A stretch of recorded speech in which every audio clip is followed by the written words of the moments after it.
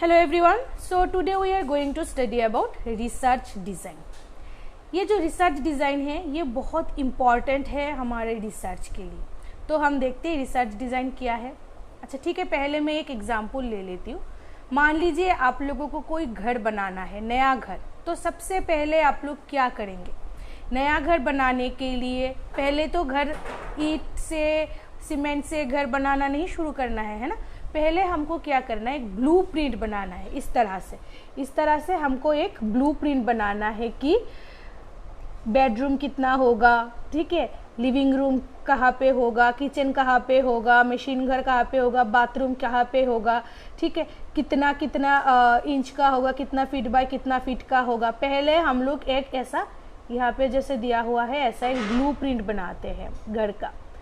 यहाँ पे जैसे यहाँ पे 3 बेडरूम है, ठीक है, यहाँ पे 3 बेडरूम है, यहाँ पे एक डोर दिया जाएगा, यहाँ पे लिविंग रूम है, यहाँ पे किचन है, यहाँ पे मशीन रूम है, ठीक है. तो इस तरह से पहले एक ड्रॉ किया जाता है, एक ब्लूप्रिंट बनाया जाता है और फिर इसके हिसाब से जैसे हम लोगों ने बनाया सेम इसी के हिसाब से उसके ऊपर हम लोग जो स्ट्रक्चर है वो ईंट सीमेंट से वही सेम वाला स्ट्रक्चर वहाँ पे बनाते हैं. सेम रिसर्च डिज़ाइन को भी हम बोल सकते हैं कि टोटल हमारा जो रिसर्च है वो हमारा मतलब फुल रिसर्च का ब्लूप्रिंट बोल सकते हैं हम अपने रिसर्च डिज़ाइन को. ये एक सिस्टमेटिक प्लान है कि हम अपने रिसर्च को किस तरह से करेंगे, कैसे प्लान करेंगे, क्या क्या करेंगे, कैसे डाटा कलेक्ट करेंगे, कैसे एनालाइज करेंगे, ठीक है. सारा चीज़ यहाँ पे रिसर्च डिज़ाइन में बताया जाता है. ये इसको हम एक फ्रेमवर्क बोल सकते हैं अपना रिसर्च, पूरा रिसर्च का. तो इसमें यहाँ पे क्या होता है, कभी कभी क्या होता है, रिसर्च डिज़ाइन जो टर्म है इसको मेथोडोलॉजी के साथ इंटरचेंजेबली यूज़ किया जाता है, ठीक है. तो मेथोडोलॉजी के साथ मेथोडोलॉजी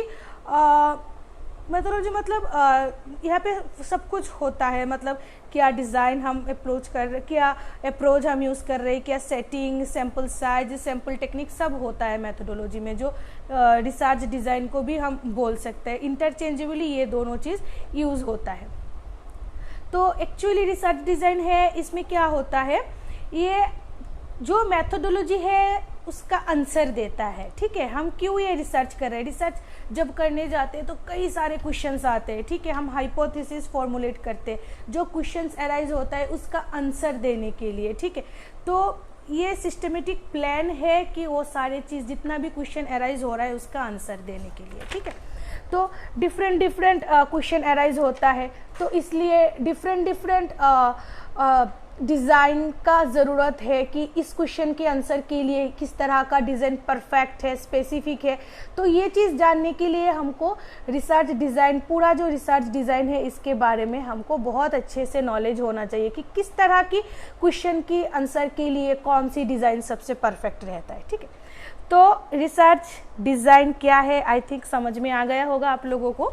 तो इसका डेफिनेशन क्या हो सकता है, इसका कई सारा डेफिनेशन हो सकता है, मैं एक दो यहाँ पे बोल रही हूँ. जैसे एक तो हो सकता है कि research design is the researchers overall plan for answering the research questions और टेस्टिंग द रिसर्च हाइपोथेसिस. मतलब रिसर्च डिज़ाइन जो है वो हमारा रिसर्चर जो है उनका ओवरऑल प्लान हो सकता है रिसर्च का जो क्वेश्चन है या तो जो हाइपोथेसिस कर रहे हैं उसका आंसर का, ठीक है. सेकेंड हो सकता है, सेकेंड डेफिनेशन ये भी हो सकता है कि research design is a plan of how, when and where data are to be collected and analysed, ठीक है. तो ये दो डेफिनेशन मैंने बोला है. तो अभी नेक्स्ट आता है कि क्या क्या एलिमेंट्स है रिसर्च डिज़ाइन का. रिसर्च डिज़ाइन का क्या क्या एलिमेंट हो सकता है. तो कभी कभी क्या होता है, एलिमेंट जो है वो बहुत इम्पॉर्टेंट है. तो हम देखते हैं कि रिसर्च डिज़ाइन में मेनली यहाँ पे मैं 5 एलिमेंट्स के बारे में बात करूँगी जो बहुत इम्पॉर्टेंट है. तो यहाँ पे दिखाई दे रहा है, यहाँ पे जैसे कि पहला एलिमेंट अगर हम लोगों ने ले लिया तो ये पहला एलिमेंट रिसर्च डिज़ाइन का है अप्रोच. तो अप्रोच क्या है, कभी कभी रिसर्च में क्या होता है, कोई क्या करता है, रिसर्च डिज़ाइन और अप्रोच को इंटरचेंजेबली यूज़ करता है, पर ये दोनों सेम नहीं है. ये याद रखना। रिसर्च अप्रोच अलग है, रिसर्च डिज़ाइन अलग है। रिसर्च डिज़ाइन है बहुत ब्रॉड प्लान है कि रिसर्च कैसे करेंगे, कैसे डाटा कलेक्ट करेंगे, कैसे एनालाइज करेंगे, सब कुछ बहुत ब्रॉड है। और रिसर्च अप्रोच है रिसर्च डिज़ाइन के अंडर में एक एलिमेंट, ठीक है। तो ये दो अलग चीज़ है। रिसर्च डिज़ाइन बहुत ब्रॉडर है और रिसर्च एलिमेंट रिसर्च डिज़ाइन के अंडर में एक एलिमेंट है। तो फर्स्ट एलिमेंट जो रिसर्च डिज़ाइन का है वो अप्रोच। अप्रोच मतलब हम कौन सी डायरेक्शन में अपना रिसर्च को मतलब करने जा रहे हैं। या तो यहाँ पे अप्रोच जो है मेनली 3 टाइप्स का होता है। एक तो है क्वालिटेटिव अप्रोच, एक क्वांटिटेटिव अप्रोच, और यहाँ पे बोथ लिखा हुआ है तो हम इसको मिक्स्ड मेथड अप्रोच भी बोल सकते हैं, ठीक है। तो क्वालिटेटिव अप्रोच मतलब इसको हम unstructured way of data collection, unstructured research method भी बोल सकते हैं, ठीक है। जहाँ पे अगर कहीं पे हमको बहुत डीपली कोई भी चीज़ एग्जामिन करना है, स्टडी करना है, तो हम क्वालिटेटिव रिसर्च मेथड यूज़ करते हैं। जैसे कि मान लीजिए हमको एक्सपीरियंस कोविड-19 का जो पॉजिटिव पेशेंट है उन लोगों का एक्सपीरियंस कैसा था पॉजिटिव होने के बाद, वो डाटा बहुत डीप लेवल में लेना है, तो हम वहाँ पे क्वालिटेटिव स्टडी करेंगे, ठीक है। क्वांटिटेटिव स्टडी मतलब इसको हम स्ट्रक्चर स्टडी भी बोल सकते हैं। यहाँ पे क्या होता है, क्वांटिटेटिव स्टडी में हम लोग स्ट्रक्चर्ड वे में डाटा कलेक्ट करते हैं, ठीक है। जैसे कोई भी यहाँ पे हम लोग स्टेटिस्टिकल एनालिसिस करते हैं। जो भी डाटा हम लोग रो डाटा हम लोग कलेक्ट करते हैं वो सारे डाटा को स्टेटिस्टिकली एनालाइज करते हैं। बहुत स्ट्रक्चर्ड वे में ये स्टडी किया जाता है क्वांटिटेटिव स्टडी। अभी ये बोथ क्या है, ये बोथ मतलब अगर कोई स्टडी में हम लोग क्वालिटेटिव एंड क्वांटिटेटिव दोनों अप्रोच साथ साथ में यूज़ करें तो इसको हम मिक्स्ड मेथड रिसर्च अप्रोच भी बोल सकते हैं और बोल सकते हैं, ठीक है। तो अभी ये जो यहाँ पे ये सिचुएशन में हम लोग कॉन्सेप्चुअल फ्रेमवर्क यूज़ कर भी सकते हैं, ना भी कर सकते हैं। तो ये हमारा अप्रोच, हमारा पहला एलिमेंट हो गया रिसर्च डिज़ाइन का। सेकंड एलिमेंट जो है हमारा वो है हमारा population sample and sampling technique.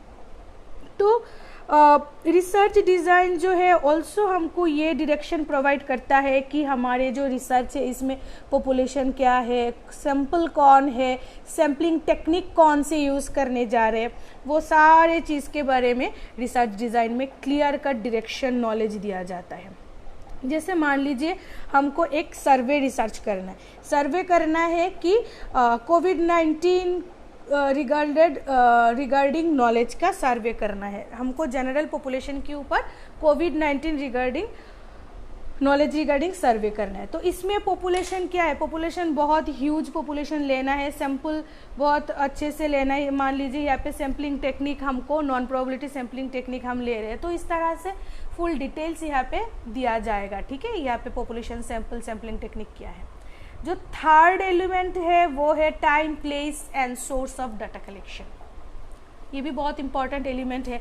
मतलब यहाँ पे रिसर्च डिज़ाइन में बोला जाता है कि हम रिसर्च जो है पर्टिकुलर कौन से टाइम में करने जा रहे हैं, कौन सा डेट, कौन सा मंथ्स, कौन सा ईयर में ये स्टडी होने वाला है। जैसे मान लीजिए अभी हमको एक स्टडी करना है कि लॉकडाउन में अभी जो कोविड-19 का पेंडेमिक चल रहा है, अभी जो लॉकडाउन का फेज चल रहा है, इस लॉकडाउन में पॉपुलेशन का एक्सपीरियंस कैसा है, ठीक है। तो अगर ये स्टडी करना है तो ये स्टडी हमको ड्यूरिंग लॉकडाउन पीरियड ही करना है, तो हमको लिखना है कि ये स्टडी हमको ड्यूरिंग लॉकडाउन पीरियड, जैसे मान लीजिए अभी मार्च अप्रैल के मंथ में करेंगे या तो फिर अप्रैल मई के मंथ में करेंगे, जब तक लॉकडाउन है तब करना है, वो हमको स्पेसिफिक टाइम देना है, ठीक है। प्लेस मतलब कहाँ पे करने जा रहे हैं, सेटिंग क्या है हमारे स्टडी का, ठीक है। Sources of data collection, data collection का सोर्सेज तो मेनली 2 टाइप्स का होता है, एक है प्राइमरी सोर्स और एक है सेकेंडरी सोर्स। तो हम जो डाटा कलेक्ट कर रहे हैं वो कौन सी सोर्स से कर रहे हैं, कोई प्राइमरी सोर्स से कर रहे हैं या सेकेंडरी सोर्स से कर रहे हैं, वो सब चीज़ भी हमको देखना पड़ेगा। फोर्थ एलिमेंट है हमारा tool and methods of data collection. ये भी बहुत ज़्यादा इम्पॉर्टेंट है और ये रिसर्च डिज़ाइन में बहुत क्लियरली मेंशन किया जाता है कि हम जो डाटा कलेक्ट कर रहे हैं अपने स्टडी के लिए, वह इस डाटा कलेक्ट करने के लिए हम क्या टूल एंड मेथड यूज़ कर रहे हैं, ठीक है। जैसे मान लीजिए अगर हमको टूल और मेथड मतलब जैसे कि क्वेश्चनिंग, ऑब्जर्वेशन, इंटरव्यू, कौन सी मेथड हम डाटा कलेक्शन का यूज़ कर रहे हैं वो हम बता सकते हैं। जैसे मान लीजिए हमको किसी स्टूडेंट का नॉलेज एसेस करना है तो हम यहाँ पे टूल यूज़ कर सकते हैं, क्वेश्चनर टूल। अगर हमको कोविड-19 पेशेंट के प्रति लोगों का एटीट्यूड क्या है वो एसेस करना है तो हम यहाँ पे टूल यूज़ कर सकते हैं, एटीट्यूड स्केल। तो इस तरह से क्या टूल यूज़ कर रहे हैं हम, वो भी हमारे रिसर्च डिज़ाइन में क्लियरली मेंशन होता है। फिफ्थ है हमारा मेथड ऑफ डाटा एनालिसिस। ये बहुत ज़्यादा इम्पॉर्टेंट है। पहले से ही हमको डिसाइड करना है कि हम कौन सी मेथड में डाटा एनालिसिस करेंगे, या इधर हम क्वालिटेटिव मेथड में करेंगे या क्वांटिटेटिव मेथड में करेंगे। अगर हमको पहले से ये डिसाइडेड नहीं होता कि हम क्या क्या डाटा एनालिसिस करेंगे, कौन सी मेथड में करेंगे, तो कभी कभी ऐसा होता है कि हम बहुत सारा इररिलेवेंट डाटा कलेक्ट कर लेते हैं और जो एक्चुअली हमको चाहिए वो डाटा मिसिंग आउट हो जाता है। ठीक है, तो पहले से ये चीज़ हमको ध्यान रखना है कि डाटा कलेक्शन का मेथड क्या होना है और एनालिसिस का मेथड भी क्या होना है। ये सारा हो गया हमारा elements of research design. I hope आप सबको समझ में आ गया होगा। तो आज हम लोगों ने पढ़ा है कि डाटा रिसर्च डिज़ाइन क्या है, ठीक है, इसका डेफिनेशन क्या है, क्या क्या एलिमेंट होता है रिसर्च डिज़ाइन का। ठीक है, ये कितना 5 एलिमेंट्स के बारे में हम लोगों ने बताया है। ठीक है, तो आई होप आप सबको समझ में आ गया होगा। ठीक है, तो आप लोग मुझे कमेंट सेक्शन में ये बताइए कि what is research methodology. Research methodology हम किसको बोलते हैं? आप प्लीज़ हमको कमेंट सेक्शन में बताइए कि रिसर्च मेथोडोलॉजी क्या है। अगर आपको पसंद आया मेरा वीडियो तो प्लीज़ लाइक करना, शेयर करना, सब्सक्राइब करना और बेल बटन को क्लिक करना ताकि इस तरह से नया क्लासेस आपके पास पहुंचता रहे। Thank you.